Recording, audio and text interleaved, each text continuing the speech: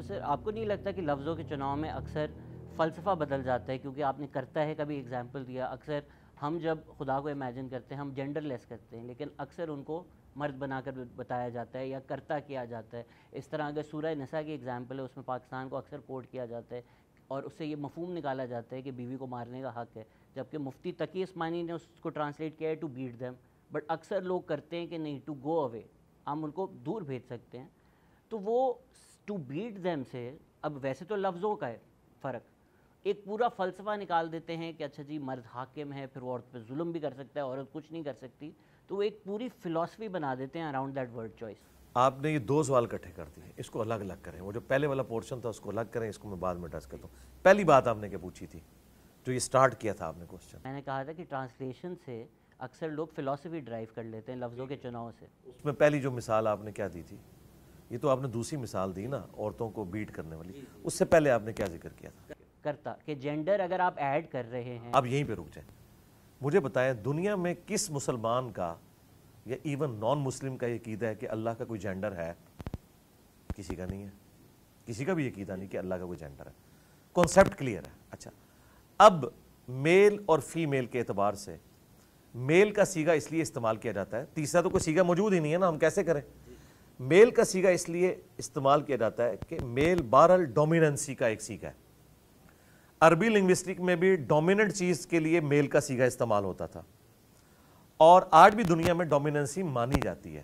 بھلے کوئی کہے کہ مرد و عورت کے حقوق برابر ہیں، میں تو کہتا ہوں عورتوں کے حقوق زیادہ ہیں کیونکہ وہ پسا ہوا طبقہ ہے، لیکن یہ ایک یونیورسل حقیقت ہے کہ اولمپکس کے اندر بھی مردوں کی ہاکی کی ٹیم کا مقابلہ عورتوں کی ہاکی کی ٹیم کے ساتھ نہیں ہوتا، کیونکہ وہ اتنی سٹرونگ نہیں ہوتی جسم کے پوائنٹ آف ویو سے۔ اس طرح جب خاندانی ایک ادارہ وجود میں آتا ہے، اس کا حاکم اللہ نے بنایا ہے مرد کو، الرجال قوامون علی النساء، اللہ تعالیٰ نے مردوں کو عورت پہ حاکم بنایا ہے۔ تو چونکہ حاکمیت کا تصور اللہ کا بھی ہے، تو بہتر سیگا یہی ہو سکتا تھا۔ باقی آپ نے جو کہا کرتے ہیں، تو شستہ اردو کے اندر آپ تو کراچی کی بات کر رہے ہیں، کراچی میں تو آپ لوگ اپنے آپ کو بھی، ہم گئے تھے، ہم نے پان لیا، تو ہم آپ کو سنگولر ہی سمجھتے ہیں۔ ہم اپنے آپ کو آپ بھی کہتے ہیں، آپ اس سے بھی زیادہ پھیل جائیں تب بھی آپ کو ہم سنگولر کے سیگے سے ہی خطاب کریں گے۔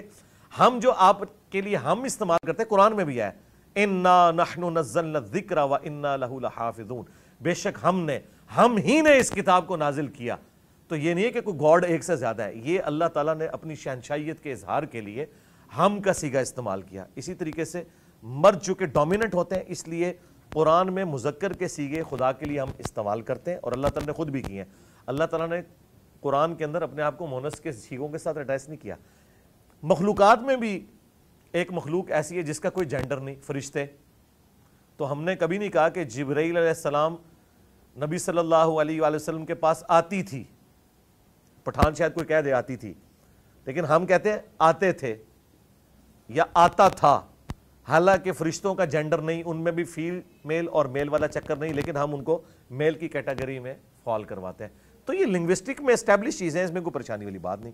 اب آپ دوسرا سوال کریں۔ جی سورہ النساء کی اسپیسیفک ایگزامپل، وہ جو آپ کو بھی پتہ ہوگا کہ ٹو بیٹ دیم اور ٹو سینڈ ہر اوے، ایک بڑی ڈیبیٹ ہے ان چیزوں میں۔ تو ویسے تو لفظوں کا چناؤ ہی ہے، لیکن اس سے لوگ فلسفے آخذ کر دیتے ہیں اور پھر وہ ایک پوری فلاسفی بن جاتی ہے، جبکہ ہم اگر قرآن کو دیکھیں اور حدیث کو دیکھیں، فتووں کو دیکھیں ہسٹوریکلی، تو وہ نہیں اجازت دیتے کہ مرد مارتے رہیں، جس طرح پاکستان میں انفارچونیٹلی ڈومیسٹک وائلنس کے کیسز ہوتا ہے، لیکن ہم نے وہ ایک فلسفہ بنا دیا ہے just based on specific word choice. قرآن میں جو ڈائریکٹ حکم لکھے ہوئے ہیں ان کے بھی خلاف مسلمان چل رہے ہیں، تو قرآن کا اس میں کوئی لینا دینا نہیں۔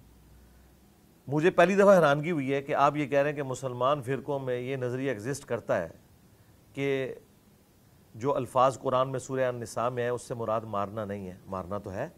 جو آپ یہ کہہ رہے ہیں نا الگ کرو، وہ الگ سے پہلے یہ آیا کہ اس کو اپنے بستر سے الگ کرو، پھر بھی نہ مانے تو اسے مارو۔